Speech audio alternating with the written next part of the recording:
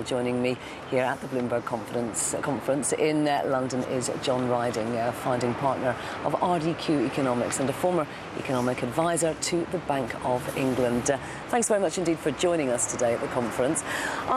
Let's look at what appears to be some friction that's developing between the US point of view that really it's too early for austerity and more money needs to be pumped in, and this very austere budgetary measures that are being adopted across Europe.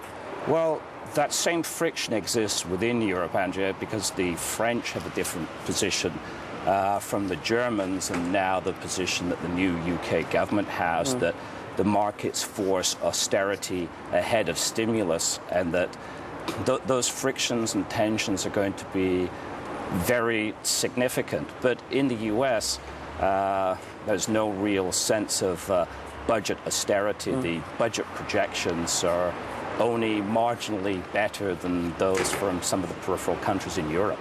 Yes, it's interesting, isn't it, that the US hasn't felt itself under any pressure to constrain in their huge budget deficit?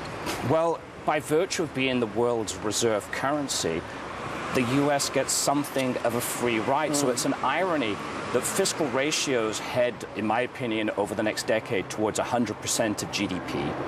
And yet 10-year US yields are down at about 3.1%, having fallen almost a full percentage point because of the European debt crisis and the flight to safety. But the safety is only there because the confidence in there, and there's not a euro problem within the US, that whatever the value of the dollar, people will firmly believe exists as a currency. Is this going to be the big theme of the G20, do you think?